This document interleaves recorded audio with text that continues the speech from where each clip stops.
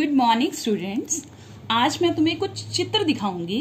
ध्यान से देखिए, इस चित्र में क्या दिख रहा है। एक मेले का दृश्य दिख रहा है। क्या लिखा हुआ है? रजनी और रोहित। रजनी और रोहित अपने माता पिता के साथ मेला देखने गए। वहां बहुत सी खिलौनों व मिठाइयों की दुकानें थी। रजनी और रोहित अपने माता पिता के साथ मेला देखने गए। वहां बहुत सी खिलौनों व मिठाइयों की दुकानें थी।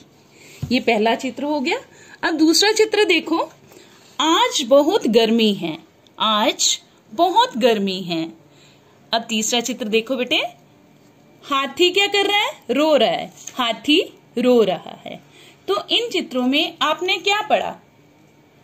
कुछ नाम आए देखो। रजनी, रोहित, माता पिता, मेला, खिलौने, मिठाइयाँ, दुकानें, गर्मी, हाथी। तो ये नाम, इन नामों को क्या कहते हैं? इनको बेटा संज्ञा कहते हैं। संज्ञा कहते हैं। किसे संज्ञा कहते हैं? जो शब्द किसी व्यक्ति, वस्तु, प्राणी, विचार या भाव का बोध कराते हैं उन्हें संज्ञा कहते हैं। जो शब्द किसी व्यक्ति, वस्तु, प्राणी, विचार या भाव का बोध कराते हैं उन्हें संज्ञा कहते हैं। जैसे रजनी, रोहित व्यक्ति, खिलौने और मिठाइयाँ वस्तु, मेला स्थान, दुकान और मेला स्थान, हाथी प्राणी, गर्मी भाव, गर्मी भाव का नाम है, हाथी प्राणी का नाम है, मेला और दुकानें स्थान का नाम है, खिलौने और मिठाइयाँ वस्तु का नाम है, रजनी और रोहित व्यक्ति का नाम है। तो समझ आ गया तुम्हें? जो शब्द किसी व्यक्ति, वस्तु, प्राणी, विचार या भाव का बोध कराते हैं उन्हें संज्ञा कहते हैं। अब संज्ञा के कितने भेद होते हैं ये इधर पढ़ते हैं। संज्ञा के बेटा मुख्यतः 3 भेद होते हैं। कौन कौन से? व्यक्तिवाचक संज्ञा, जातिवाचक संज्ञा, भाववाचक संज्ञा। कौन कौन से होते हैं? व्यक्तिवाचक संज्ञा, जातिवाचक संज्ञा, भाववाचक संज्ञा। अब सबसे पहला भेद हम पढ़ेंगे व्यक्तिवाचक संज्ञा। व्यक्तिवाचक संज्ञा क्या होता है बेटे? किसी व्यक्ति, प्राणी, वस्तु या स्थान के नाम का बोध कराने वाले शब्द व्यक्तिवाचक संज्ञा कहलाते हैं।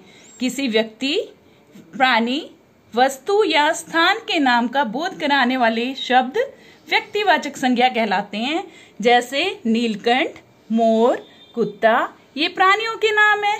दिल्ली, मसूरी, अंबाला, ये शहर का नाम है, शहरों के नाम है। गंगा, गोदावरी, ये नदियों का नाम है। लाल किला, ताजमहल, ये इमारतों का नाम है। तो विशेषतः किसी व्यक्ति, प्राणी, वस्तु या स्थान के नाम का बोध कराने वाले शब्द व्यक्तिवाचक संज्ञा कहलाते हैं। मोहन और हिमालय भी व्यक्तिवाचक संज्ञा है। समझ आ गई? अब दूसरा भेद है जातिवाचक संज्ञा। जिस शब्द से किसी जाति, वर्ग या समूह का बोध होता है उसे जातिवाचक संज्ञा कहते हैं। जिस शब्द से किसी जाति, वर्ग या समूह का बोध होता है उसे जातिवाचक संज्ञा कहते हैं। जैसे पुस्तक, मेज, कुर्सी, ये वस्तुओं का वर्ग है। हाथी, घोड़े, बिल्लियां, ये प्राणी वर्ग है। वस्तुओं का वर्ग या प्राणियों का वर्ग। समझ आ गया? और इसके आगे 2 उपभेद होते हैं।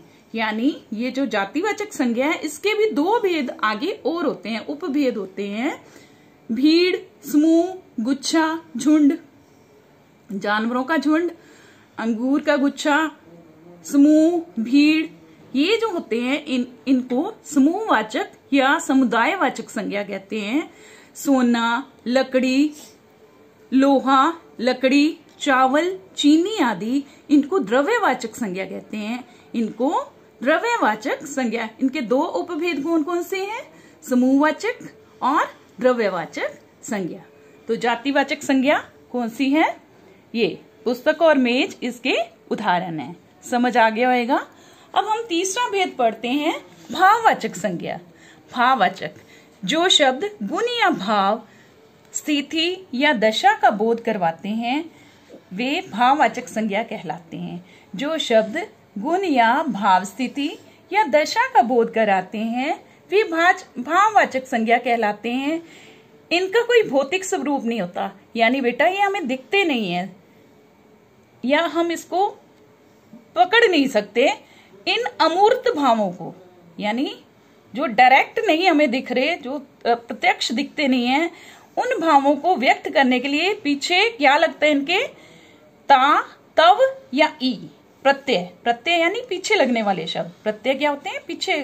ता, तव और ई का प्रयोग किया जाता है।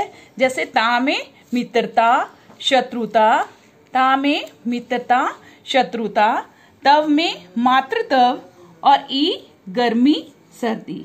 ई से गर्मी सर्दी, यानी इनसे ये भाव हैं जिनका बोध हमें होता है, और ये संज्ञा भाववाचक संज्ञा कहलाती है। मैं उम्मीद करती हूँ आपको ये समझ आ गया होगा। मैं इनकी फोटो आपको भेज दूंगी जिससे आप इसको अच्छे से समझ सको। और आपको समझ आया है नहीं, इसके लिए मैंने कुछ तैयारी की है, कुछ क्वेश्चन बनाए हैं, आपने इन प्रश्नों के उत्तर देने हैं। इसकी भी पिक मैं आपको भेज दूंगी और आप सही काम करके मुझे वापस भेजोगे। ये क्वेश्चन मैं पढ़ देती हूँ। निम्न में से समूहवाचक संज्ञा कौन सी है? चढ़ाई, लोहा या कक्षा? चढ़ाई, लोहा या कक्षा? अगला प्रश्न है, निम्न में से व्यक्तिवाचक संज्ञा का उदाहरण कौन सा नहीं है? व्यक्तिवाचक संज्ञा यानी इनमें से कौन सी नहीं है? मनुष्य, जयपुर, महाभारत, राम। तीसरा प्रश्न है, निम्न में से जातिवाचक संज्ञा कौन सी है? घोड़ा, गंगा, सभा, लोहा। इनमें से एक उत्तर ठीक है, उस पे आप टिक लगाकर भेजोगे। अगला देखो, चौथा प्रश्न, निम्न में से भाववाचक संज्ञा कौन सी नहीं है? अफ्रीका, बचपन, दौड़, चोरी। पांचवा प्रश्न है, अमृतसर किस संज्ञा का उदाहरण है? व्यक्तिवाचक संज्ञा, समूहवाचक संज्ञा, द्रव्यवाचक संज्ञा, जातिवाचक संज्ञा। छठा प्रश्न है, बचपन किस संज्ञा का उदाहरण है? व्यक्तिवाचक संज्ञा, भाववाचक संज्ञा, समूहवाचक संज्ञा, द्रव्यवाचक संज्ञा। लास्ट में सातवां प्रश्न है, व्यक्तिवाचक संज्ञा से किसका पता चलता है? व्यक्ति विशेष का, भाव विशेष का, जाति विशेष का, धातु विशेष का।